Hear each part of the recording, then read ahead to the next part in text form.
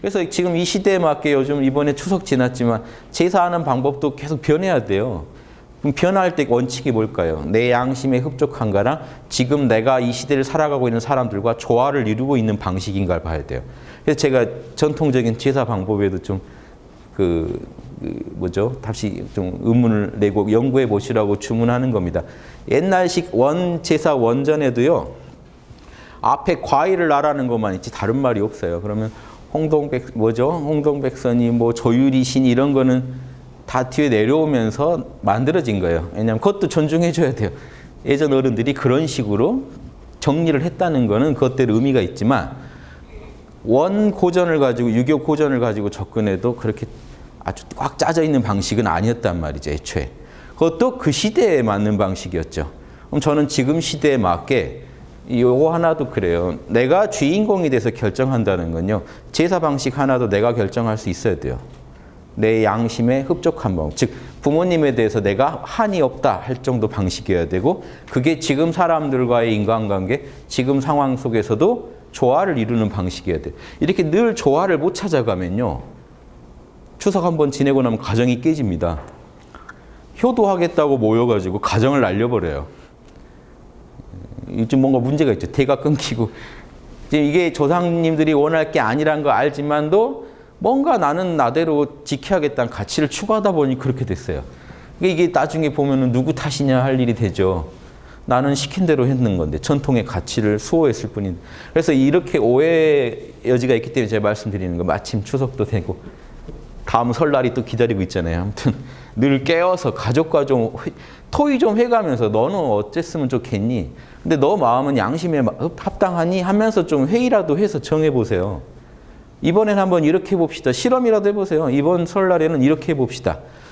이렇게 하면 내 양심에도 맞고 우리 양심에도 맞고 조상님도 기뻐할 것 같고 지금 우리 가족들도 욕심 차원에서도 이로울 것 같다. 타협안이 나와야죠. 이 타협을 못해 간다는 게요. 우리 민족의 되게 지금 비극입니다. 남북이건 뭐 지금 남한 안에서도 다 쪼개져 있는 이유가요. 이니에지에 맞게 대화하고 타협하는 방법을 모르세요. 이게 훨씬 뛰어난데요. 소크라테스 대화법이 지금 서양에서는요. 하버드 나온 그 박사들 얘기 들어보세요. 거기서 한 자리씩 하는 분들 인터뷰하면요. 아주 자부심을 가지고 그래요. 우리는 소크라테스 대화법을 배웠기 때문에 뭐든지 할 수 있다 이런 식으로 얘기해요. 근데 그게 별게 아니라 대화를 통해 이렇게 3박자씩 대화예요. 음양, 정반합 이런 3박자씩 대화예요. 즉 상대방이 이걸 제시하면 제가 또 그 의견에 반박을 해서 서로 통합을 해서 추구하는 과정. 그 대화를 인내 있게 해가는 과정. 그래서 자명함을 찾아가는 과정을 난 배웠다는 거예요. 그런데 더 훌륭한 이니에지 이 연구법이 있고 대화법이 있는데 안 쓴단 말이죠. 논어에는 분명히 이렇게 나옵니다. 공자님한테 누가 찾아와서 물어보면 나는 공공이여 마음을 공의 상태로 두고 텅 비운 상태. 어떤 선입견도 배제한 상태에서 양극단을 두들겨 줄 뿐이다. 상대방이 제시한 의견에 과한 부분과 부족한 부분을 두들겨 주면 상대방이 알아서 중을 잡더라 이거. 소크라테스 대화법을 공자님도 똑같이 썼단 말이에요.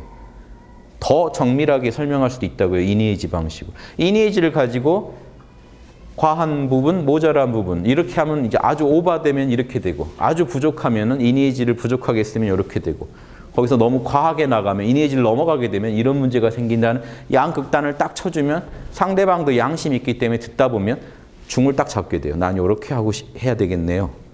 이게 자명한 것 같네요. 이러면 끝나버려요. 즉 상대방 양심이 꽃을 피우고 끝나요. 여기에 소크라테스 참파슬입니다. 상대방이 자명하게 만들어주고 끝나요. 즉 강요한 게 아니라 상대방 스스로 자명함을 찾아가게 도와주고 끝내자는 거죠.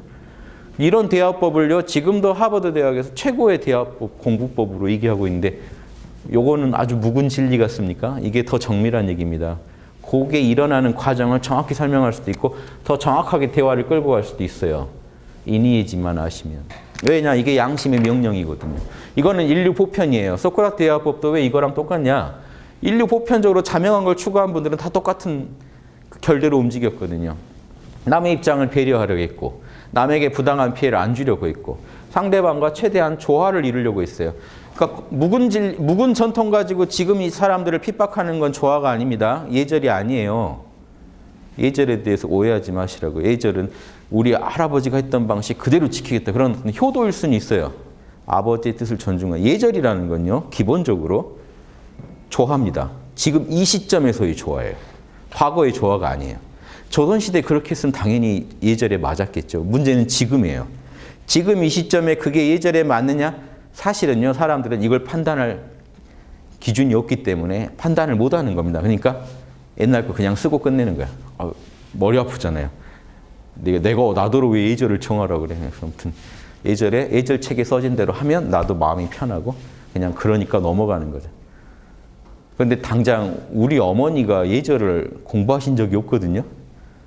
지금 뭐냐면 어머니와 저 사이에 제 가장 훌륭한 제사라는 거는 어머니 마음도 흡족하고 제 마음도 흡족해야 되잖아요. 이게 기본인데 이런 고민을 안 해보고 어머니도 본 적이 없고 나도 본 적이 없는 옛날 어떤 그 제사법을 가지고 그대로 하면 내 마음이 흡족할까요? 옛날 걸 따라 했다는 점에서는 흡족하겠죠. 나도 모르는 걸 권위자한테 도움을 받았다는 면에서는 흡족하겠죠. 그런데 결국 뭔가 중요한 게 빠져 있어요. 지금 내가 주인공이 돼서 결정하고 있지 못하다는 거. 결국 내 양심의 소리를 못 듣고 결정하고 있다는 제대로. 그러니까 무조건 바꾸시라는 게 아니라 여러분 양심의 소리를 들으면서 흡족한 방식을요. 매년 조금씩 실험해 가면서 찾아가는 노력이 이게 양심, 이게 수행이에요. 그대로 공부고. 이게 인간이 할 일이에요. 땅에서 그냥 옛날 책 보고 살아가시는 게 아니라 외워서 이 순간 뭐가 자명한지를 알려면요. 지금 이 순간 다른 사람들의 마음을 읽어야 돼요. 양심도 읽어야 되고 욕심도 읽어야 돼요. 뭔 욕심 갖고 있는지도 읽어야 되고 뭔 양심을 얼마나 지금 표현하고 있는지도 읽어내야 돼요. 읽어서 조화를 맞추고 읽어서 조화를 맞추고 이 작업이 이게 예술입니다. 이 예술을 하려고 인간이 저는 이 우주에 존재한다고 믿습니다. 이런 몸뚱이를 가지고 이 무형의 영혼이 유형의 몸뚱이 안에 들어와서 이렇게 살아가고 있을 때는 뭔 목적이 있을 거 아닙니까? 뭘 구현하고자 한. 그게 저는 진선미라는 거고. 진선미가 이거죠. 지혜가 진리를 추구하고 나머지 인과 예와 의는 선을 표현하고 이게 같이 돌아갈 때 아름답습니다. 그래서 요거를 추구해 가시라는 게 이게 지금 인간의 어떤 미션이다. 저는 이렇게 생각합니다. 그래서